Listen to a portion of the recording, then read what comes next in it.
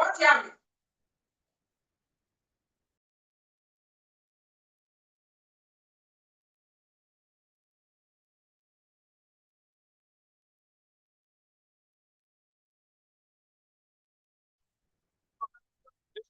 to what you said on paper.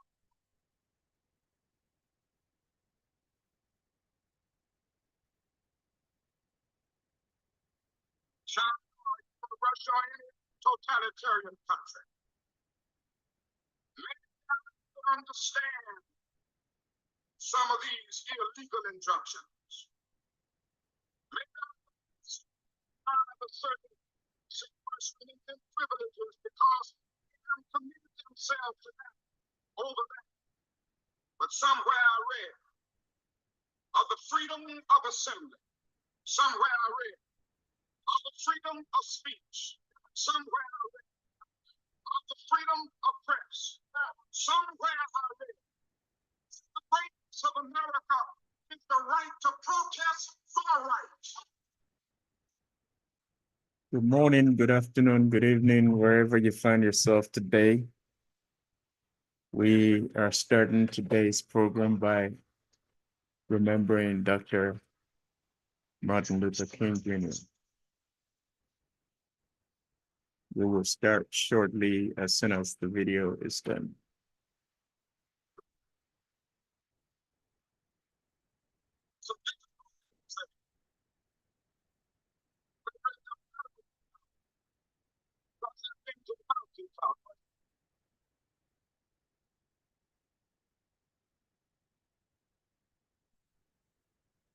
This happens to be his last public address before his death.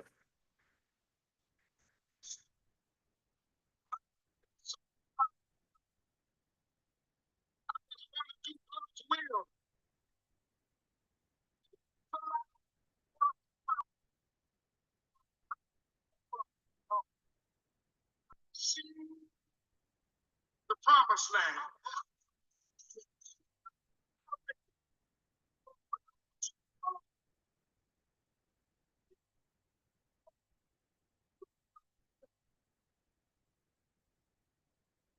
Ready.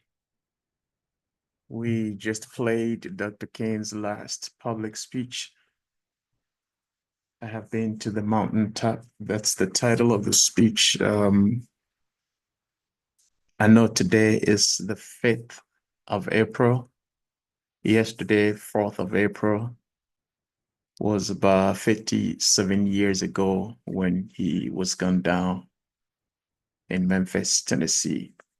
And the 3rd of April, the day before he was shot dead, he gave the speech in Memphis, Tennessee.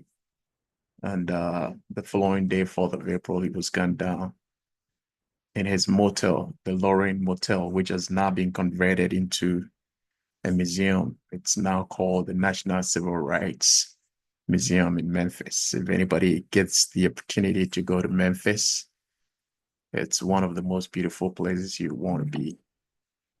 If you are an Afrocentric person, or if you are a human-centric person, it's a place. For me, it's a place of inspiration, and being one of the giants, one of the exemplary leadership the world has ever known, we want to celebrate and remember him on this day. 57 years ago, at the very young age of 39, he died for the cause of humanity. I wouldn't even say for the cause of Black people, but for the cause of humanity. Because Dr. King was preaching, was talking about the dignity of all humans, be it black, white, purple, indigo, blue, green, whatever your race color is. He said, injustice anywhere is a threat to justice everywhere. So even though he was addressing specifically the Black issue, he was also cognizant of the fact that he was fighting a human cause, not just a Black cause. So we want to salute him today, and we want to say his vision and the cause for which he died and he lived for is still ongoing. With that said, I would want to welcome all of you to today's Analyze This. Today, we're going to be taking a little detour, but it's still going to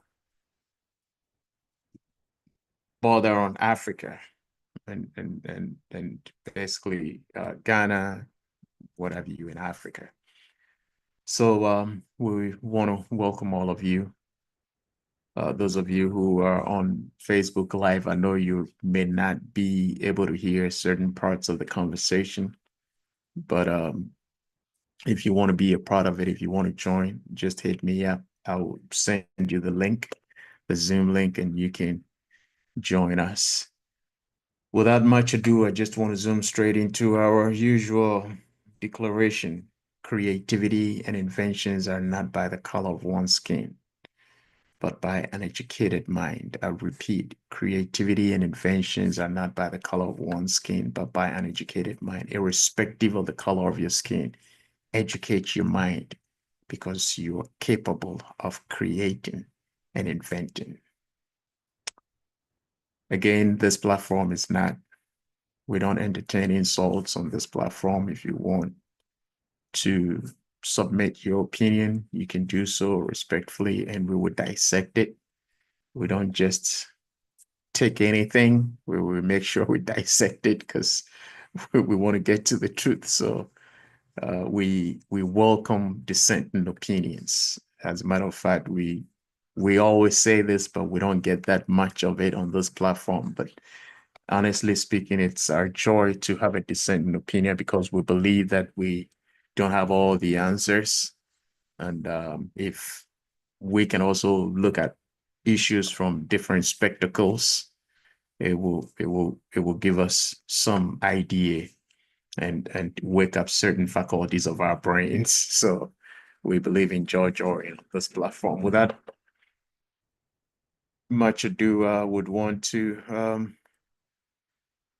welcome Prof to do his introduction, and we'll resume straight. Today, we're going to be talking about Trump entertaining the idea of a third term, what it means, how it's going to impact on Africa if it happens. Even just entertaining that idea, what's the impact on Africa?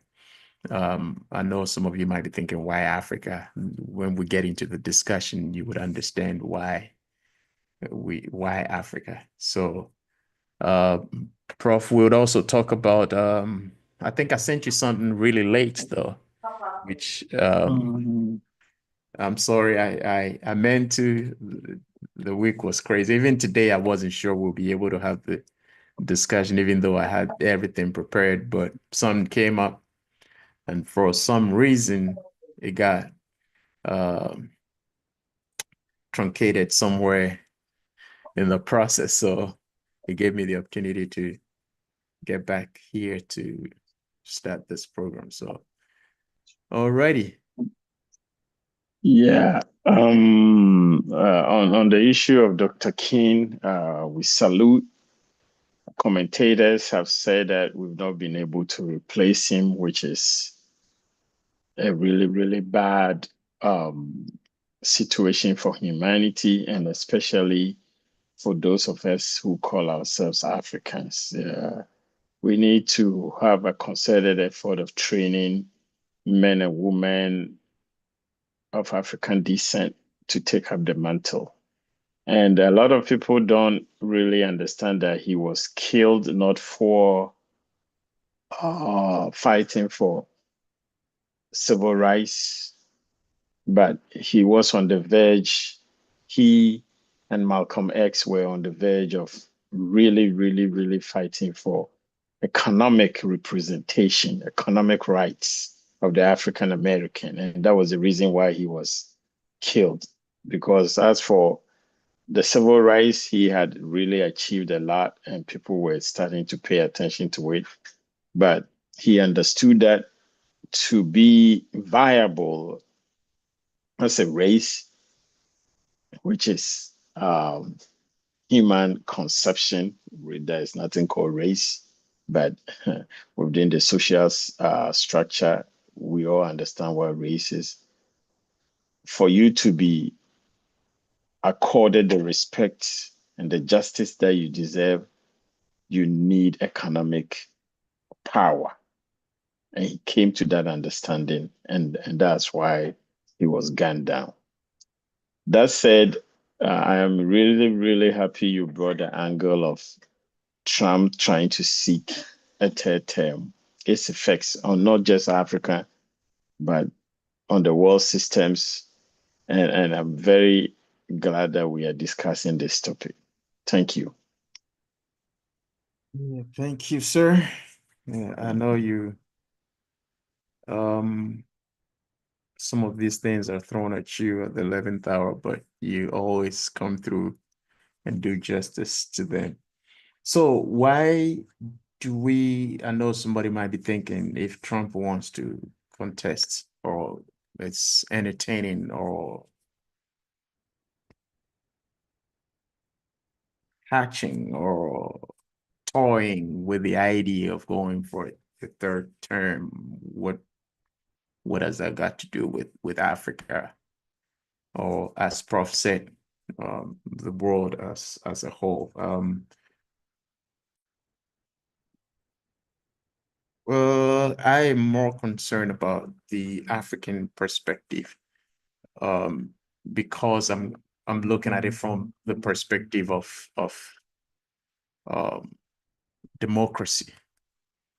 Um, the world has seen, or it is believed, that America is one of the giants of democracy as far as the political um, machineries are concerned. Um, to some extent that they even had to go to war for democracy. They sanctioned certain um, countries and certain leaders for not being democratic enough. And we all know they champion the cause of democracy.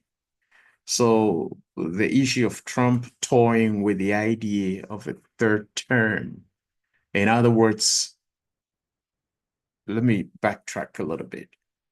Democracy, for me, is summed up as the rule of law. That's the whole summary of democracy for me, the rule of law. We're not going to go into the details, but let's just stay here as a summary of democracy.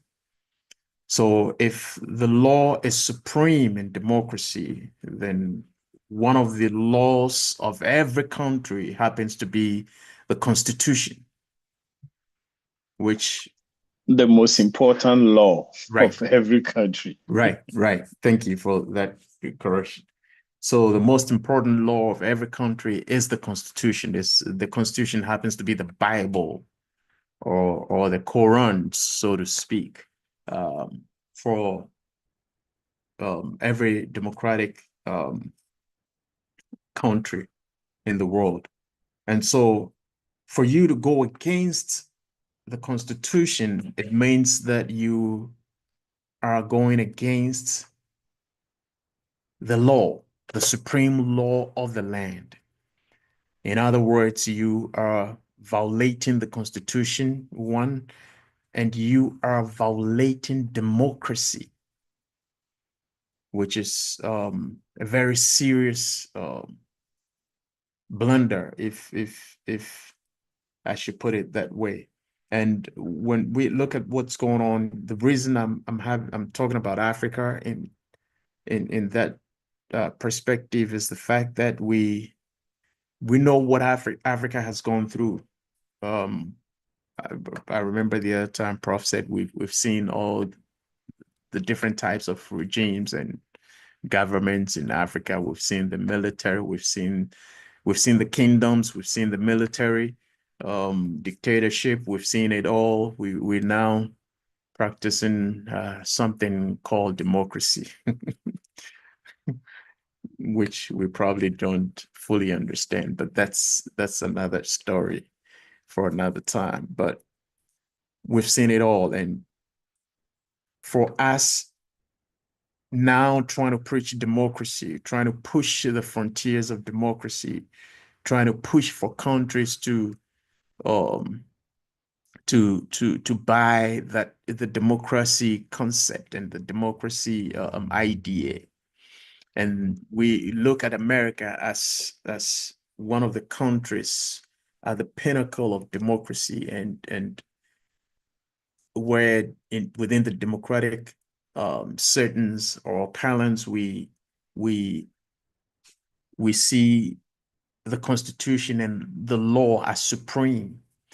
And for Trump to violate the Constitution of this country by whichever means, I know people are toying with the idea that there are some other means which he can do it uh, legally. There might be some other means by letting the vice president stand, win, and then hand over whatever means. I mean, that idea to me is crazy right from the word go, because we've had leaders upon leaders who've come, and the people love them. Trust me, if somebody like Obama had decided to stand for the third term, he would have won the elections. And he knew that, but he never toyed with the idea of going for the third term.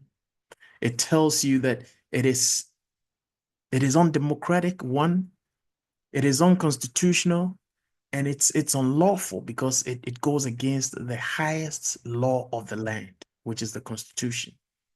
And so if we are encouraging Africa to democratize, and we turn around and change the Constitution whichever way to suit our personal ambitions.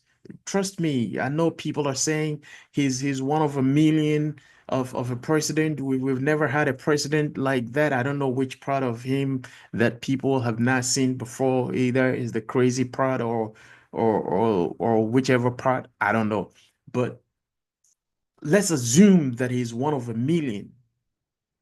Trust me, he's not the only person who has America at heart. He's not the only person who can fix the issues and the problems of America. So the idea that we may not have him or have somebody like him again to fix the issues or the problems of America is neither here nor there, and it's an argument I really don't want to entertain. In any case, when America was pushing for Africa to democratize, we had some leaders in Africa who were also changing their constitutions and go for the third term, the fourth term, and some even for life or whatever. The Bukasas and all those people, you know. But then it bends the question that we have a law which happens to be the supreme law of the land, and it has to be obeyed, it has to be followed, it has to be the ultimate. And so if America allows this to happen, what would be the moral authority, or let me put it this way, the moral spine to be able to speak to other nations or to be able to correct other nations when they are not following the democratic rules or they're not being democratic enough? So Even though it's an American issue, I believe that it has so much repercussion on Africa as far as democracy is concerned.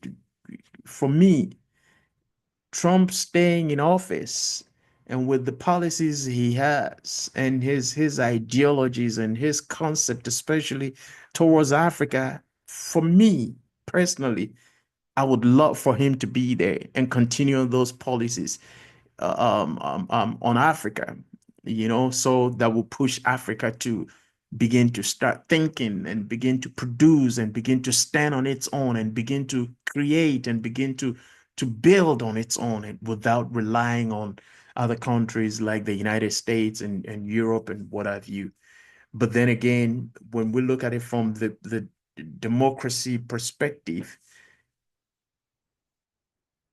whether we like it or not, look, America has played a lot of roles in democratizing Africa. In most of the African countries, through democracy, through diplomacy, through manipulations by tying certain help to certain demands and what have you. We saw it even in Ghana. It was part of the machinations and the twisting of arms and all that stuff that made Ghana went into this whole democratic dispensation under the Rawlings administration. I know sometimes people say, "Oh, Rawlings brought us democracy." Rawlings did not bring us democracy. He was forced to accept democracy. That is the fact. And so we know that America has played a lot of roles in Africa by trying to democratize Africa. So if we allow, or if Americans allow this to happen, it is going to dent the image of America. One, it is also going to reverse all the efforts they've made and the investments they've made in good spirits. I'm trying to be careful because I know some of the efforts made in democratizing Africa is not in good spirit. It's out of a selfish desire on the part of America and the Western world. But that's not what I'm looking at. I'm looking at the good intent, where democracy is about the rule of law. It's about the supremacy of the law, and we are made to accept this concept and try to make the law supreme in our lands. So if we allow him to change the constitution, then it means we are legitimizing what is going on in some parts of Africa, where some of the leaders will change the constitution and try to run their terms for terms, whatever terms they so deem, So I believe that is a dangerous idea, not only for America, but also for Africa. That is my take on this matter. Prof. Yeah, uh, looking at what you just said, America did not only use diplomacy and arm twisting to remove so-called undemocratic leaders. They have actually gone to war, spent millions of dollars, even sometimes against African interests, and removed people just because they can. And all the while, the hypocrisy of their moral high ground, it will look really, really funny if they allow this. And why do we have term limits for American presidents? Um, they say history repeats itself because man does not learn from his own history. Why do we have term limits? When America was breaking away from Great Britain, one of the issues was that one person do not contain all the wisdom in the world, and that nobody is ordained to lead a group of people forever. And that's why America liberated itself from the so-called chains of the British Empire. And once they became a republic, the president was set by George Washington not to seek a third term. It was voluntary. And Thomas Jefferson, who was so popular and very, very young, also continued the precedent by analyzing the fact that if you stay too long, your capacity to even have new ideas, your vigor, your strength, your ability to change the tide might not still be the same. Jefferson was especially very young and could have gone for a third or a fourth term. You know, in between that, a lot of presidents tried, and because the precedent had already been set, nobody was winning a third term. So it became traditional for people not to want to go for a third term. Because even if you try, your own party will actually kick you out of the nomination. People will come against you and you lose. You can look at the history of both the Republicans and the Democrats and see that some people who tried to go for a third term at their own party convention, they were defeated. So the precedent had already been set because America actually tied wanting to rule forever to socialism, because socialist societies are the ones that normally have presidents for life, like in China and in Venezuela and stuff like that.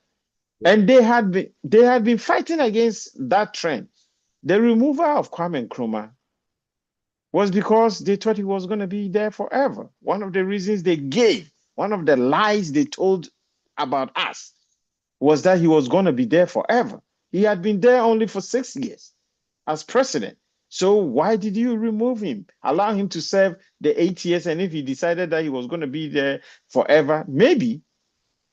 So today, you come out here, there have been, in a period of more than 250 years, there has been only 23 amendments to the Constitution of the United States. That tells you the longevity and how thorough the framers of this Constitution were. 23 amendments in 250 years. And do you know how many of the amendments have been defeated in Congress? Only one, the 18th Amendment, which brought about prohibition. This should tell you the Constitution as is good enough. So why do you want to change it? Why would anybody who is sane want to change the fact that if you have had 8 years to steer the affairs of more than 500 million people, you've had your time, you've had your effect. Go sit somewhere and keep quiet and allow. Look, the fact that former American presidents don't even talk about active politics should tell you that you've had your time, you've had your effect. It's time for you to sit down. So let's look at why they even brought the 22nd Amendment.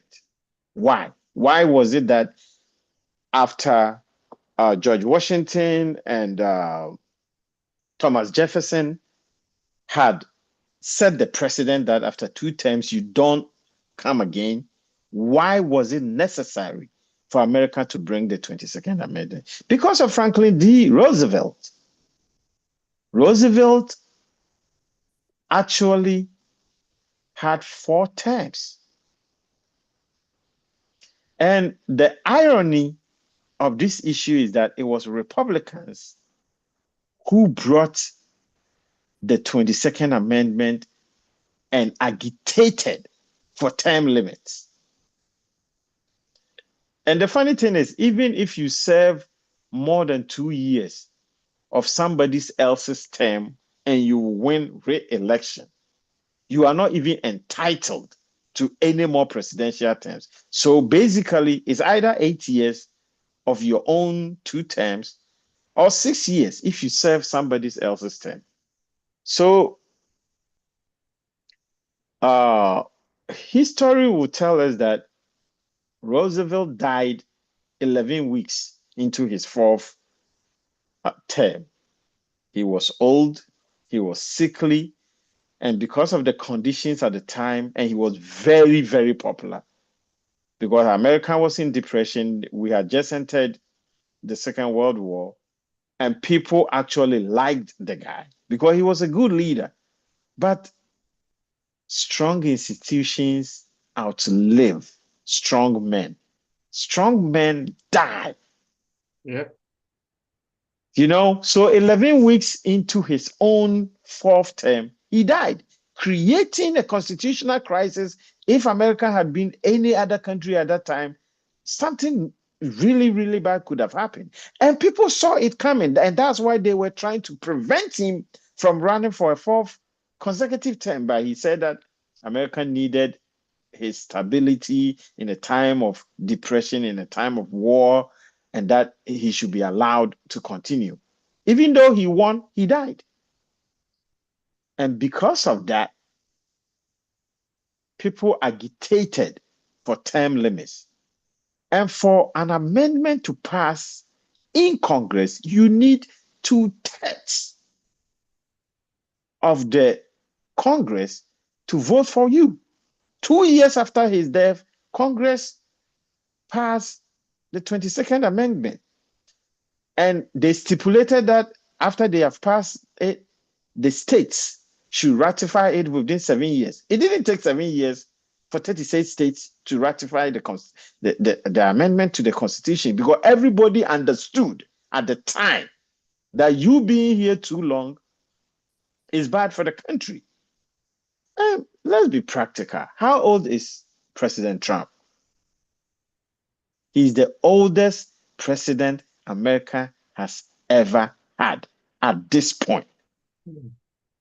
4 years after here, you want him, an octogenarian, to continue to be the president of a nation of about more than 100 million young people who have fresh ideas in the age of AI, in an age that there is an explosion of knowledge and understanding. You want an octogenarian to steer the affairs of the most powerful nation on earth? Does that even make sense to people? That doesn't make sense. Look, a lot of people have been bringing attempts. This is not the first time they have tried to remove the 22nd Amendment. Every time they have tried, it has failed. It has failed. And it will fail if they take it to Congress. It will fail. I am not worried about it. It will fail. You need 2/3 of Congress to actually pass. And then you need more than 36. About there are 50 states. You need 2/3 of the states to ratify your amendment for it to become a part of the Constitution. And it will not see the light of day. It will never see the light of day. But the hypocrisy is what I don't understand. Because Roosevelt was a Democrat, you guys brought an amendment to the Constitution. This whole idea where Republicans always claim to be the defenders of the Constitution until it does not favor them is hypocrisy at its lowest level. Well, just to be fair to the Republicans, this is Trump's idea. Trump and a few of his cohorts, we like the we Bannons, are we the live ones to who are we pushing this live idea for we now. we For now, so we let's. live that's what I was going to say. We live to see. Every time they say, oh, it was Trump ideas, they all rally behind him and execute that idea. If you do that as a party, it is your party's idea. Mm, yeah, That's your party's idea. yeah. But for now, it's Trump's idea. So Well, the let's excuse 22nd the party. the 22nd Amendment of the United States Constitution is very plain. It is not worded in jargon. It is not worded in some lawyerly big English words. It says that no person shall Be elected. more than twice. Simple, straightforward. That is Yeah. what the Constitution states. So for him, they cannot do any manipulations anywhere. For him to run for a third term, he needs to go to Congress and let Congress change the Constitution. Well, then some are also arguing that it says elected more than twice. So what if the third time he's not elected? So that's where they're toying with the idea that who becomes the president of the United States when he or she is not elected? so that's where they're toying with the idea that the vice will be the running mate, and he will be the vice will be the presidential candidate, and he will be the running mate. And after the vice wins, he will step down and he can take over. What makes you think the vice doesn't So want to be in that president? case, they think he has not been elected the third term. So Well, this is why there and is a he term. acknowledged that that is one of the ways, and there are some other ways too they are Okay, considering. and that's why we have a term cock and bull story, because the vice president, I am not in his head, but if I'm elected to the most powerful position in the world and I'm not sick and I'm not dead, I'm not allowing anybody to take it over from me. Well, if it's an agenda they're all cooking, then hey, Well, we'll live to see. But my anyway. issue is that, oh, and we sometimes we forget that for a truly functional democracy to work, it is the people who should wake up. The people who vote Okay. I was that gonna should go wake there, up. but Exactly. So let them cook all their machinations and let them do all their shenanigans. The American people in all the 50 states are the people who, it's not as if Trump won this election electorally by a whopping margin. Doing my research, I found out that Roosevelt won at one point 449 of the electoral votes to 99. That is a whopping difference. And that's why the guy had the courage to go for a fourth term. right. Okay? So it's not, and we live in a very, very divided politically, a nation that is so politically divided. What makes you think you have what it takes to actually run a third term and win? So if there is anything to go by, I am going to call on the American people, the voting American people, the woke American people, the intelligent and not ignorant American people to understand that don't set the precedent. Like I'm saying, the irony is that it was the Republicans who agitated for term limits. So let them go and get a third term.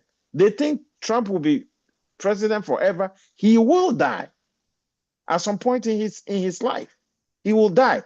What if somebody as popular and as energetic as Obama becomes president at age 36 and decides to run for president forever? Then what are you going to say?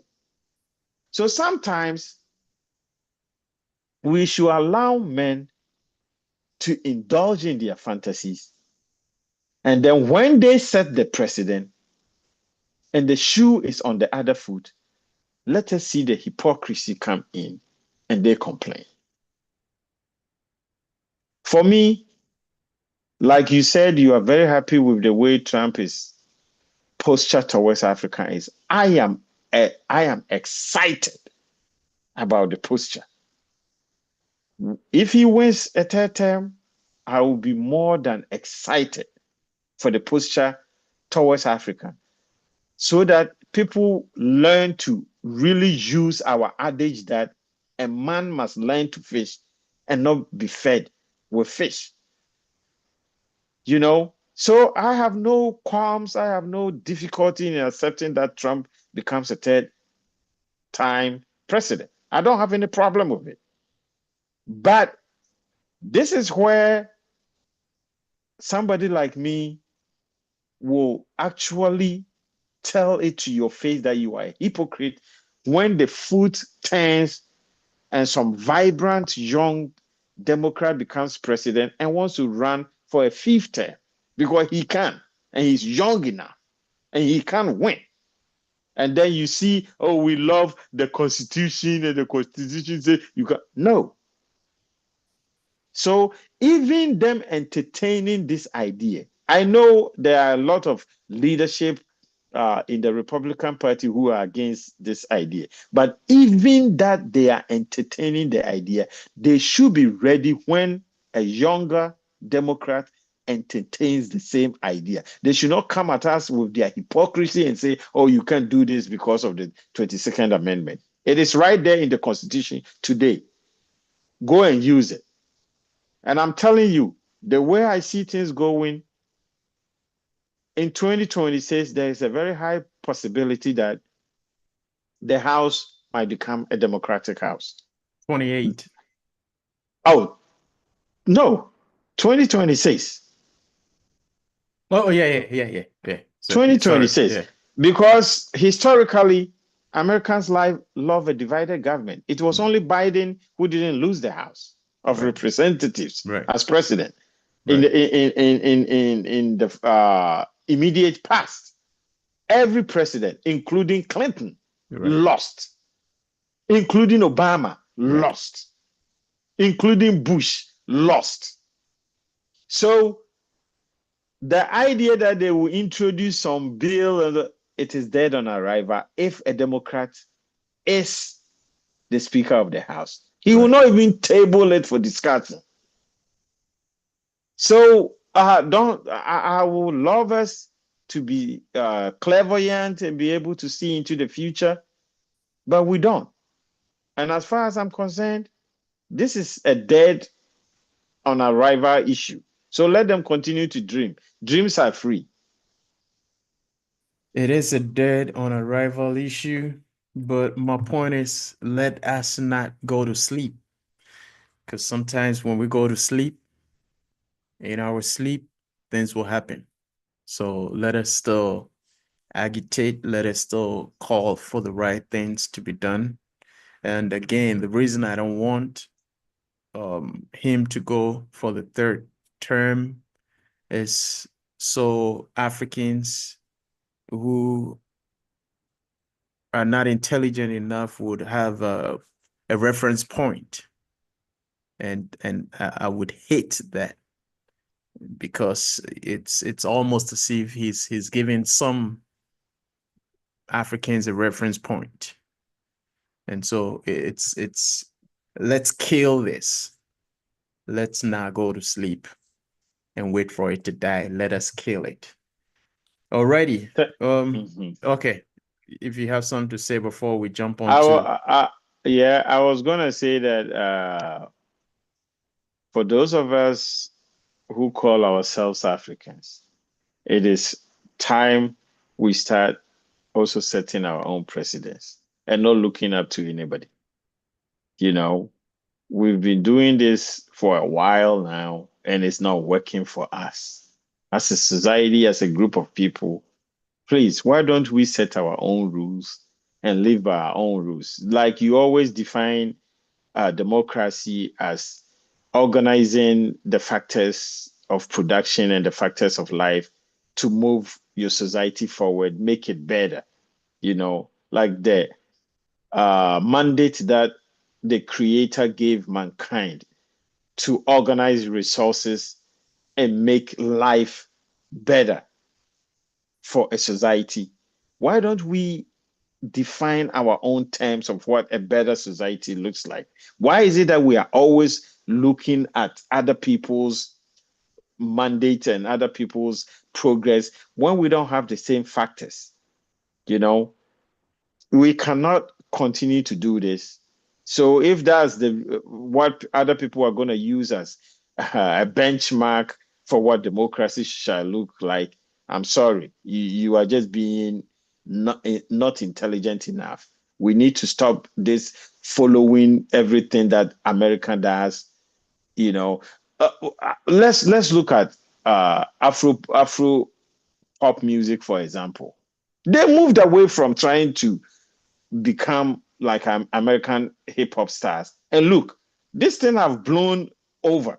Now everybody wants to listen to African music simply Yep. because it is vibrant, it is new, it is Original. authentic. Yep. You know, please, let's create our own societies based on our own experiences and our values. Let's stop all this following other people, even when they themselves say they are trying to form a more perfect union. They don't have all the answers and Yep. they acknowledge it. So the fact that we have not arrived does not mean we should always be following somebody.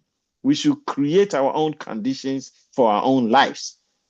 And that's what we should be doing. So whether Trump wants to be third, fourth, fifth, whatever, it is not imperative that we should use America as a reference. Thank you. You're welcome. Yes, that is always the tool of a lazy man looking for a reference point. And as you said, even now, we don't have to use America as a reference because they don't have it all. And some of the things they do, it's peculiar to their environment here, which does not fit into our system. So we should be looking at some creating our own, as you said. With that being said, let's jump on to this Galamsey issue again. I was trying to get the link to put it on here because I think it's a beautiful idea. I'm gonna look for the link and I'm personally gonna sign on to it as well.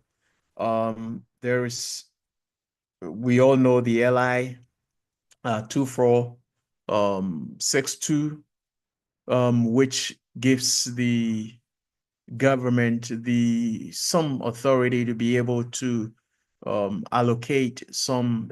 I don't know why that LI came into somebody's mind in the first place, but it gives the government the authority to allocate some of the our forest reserves for mining. Forest reserves for mining. During the elections, um, oh shoot, we don't have much time, but we'll talk about this. We'll continue next week. Next week we'll definitely be here, I promise. So during the elections, even before the elections, I know they were trying to repeal that particular ally, but it didn't happen. And President Mahama campaigned on the subject that he is going to repeal the LI, and now he's looking to modify it instead of repealing it. I don't think we need such an LI in the country. We don't need it on our status books. It has to go. Forest reserves are forest reserves. They are meant to be forest reserves for a reason. We just cannot let these hungry, arrogant Yeah, I'm trying to find some good words. You know, Now you understand why people, some other people will insult some other people. of course, but emotional intelligence would have to be the hallmark of leadership. So we have to learn to master that, you know, and people who covert stuff would want to jump into some of these forest reserves and pillage. I don't know why people just can't think about the next generation. Next 2 weeks we probably will start Leadership Academy and we'll talk about the difference between politicians and leadership.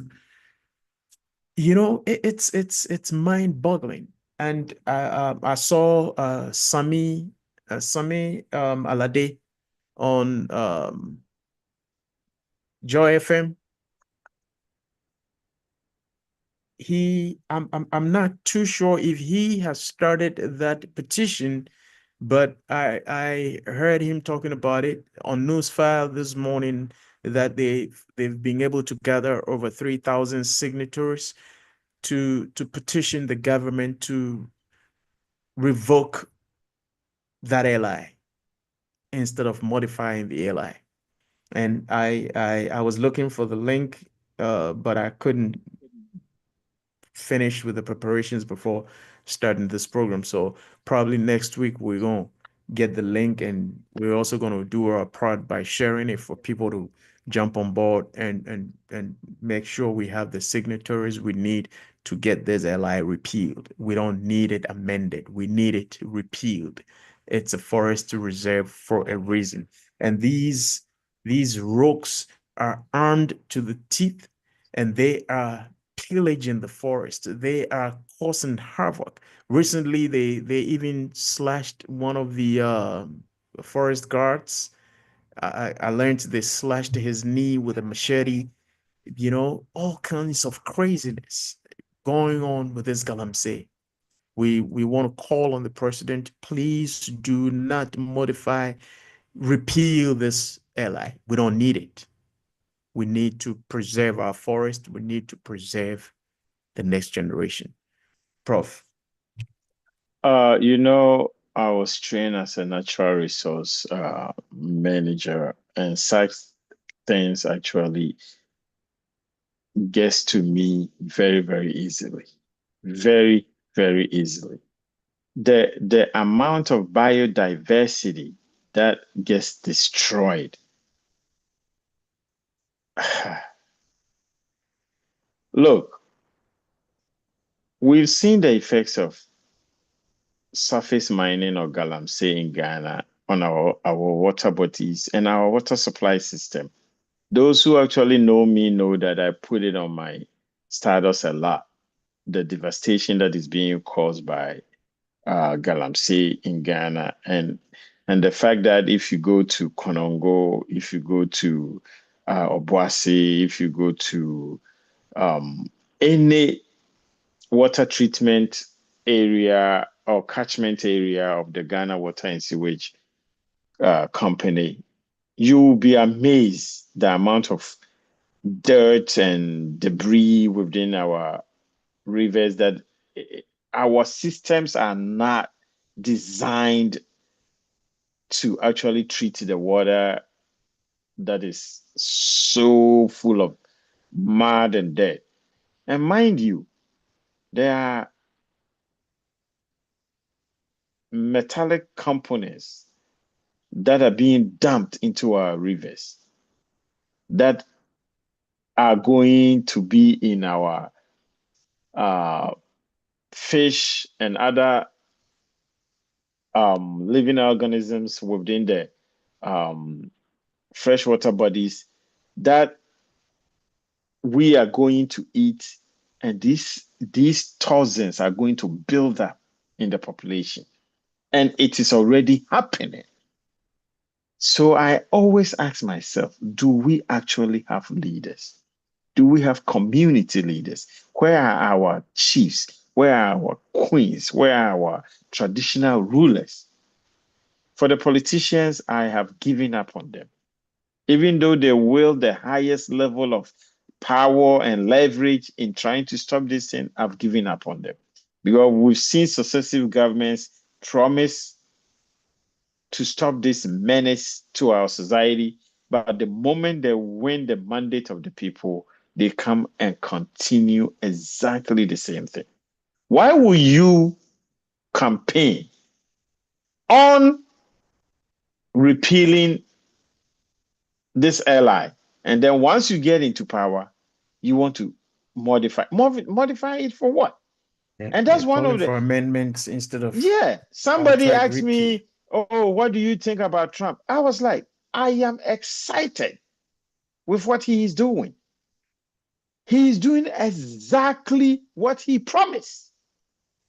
So I am not his supporter, but I am excited. For once, a politician said, I'm going to deport people, and you voted for that. I am going to sack people who work for the federal government, and you voted for that. Why would you want him not to do what he campaigned on? So please, President Mahama, or whoever has his ear, you campaigned on repealing, abolishing this ally. You actually said Galamsey will become a thing of the past if you win this presidency. Please, our water bodies are dying. And with it, the society that we know will die. Ghana is not the only place that we have gold. Gold can be mined sustainably. Your own EPA has laws and guidelines as to how to mine without such insidious, deleterious effects on our environment. Please go by that and fulfill your campaign promises. As a people, we need this. Thank you. I know our time is up, so we are gonna As a go people, we need this. Next week, I'm definitely gonna look for the link. I think Samir Lade was talking about a QR code where people can scan and sign their petition. I'll look for the link or the QR code, whichever way we can also help to push this agenda because it is crazy. We don't need this in the country. We need to fight this galamsey with everything we have, including repealing the LI. And we believe that if we all put our minds to it, if we all put our hearts to it, if we all put our strength together, we can get this LI 2462 repealed. On that note, I want to thank all of you for your time being part of Analyze This. My name is Nana Osei Bonsu Jr. of Africa International Organization and Certo Leadership International, and my co-hosts. I'm Koyo from Pond of AfriWeek International Organization and Seto 2. We believe in leaders of the future. So come join us. Come join us because we believe in leaders of the future. Thank you so much. We'll meet again next week, same time. Have a wonderful rest of your weekend. Bye-bye. Bye.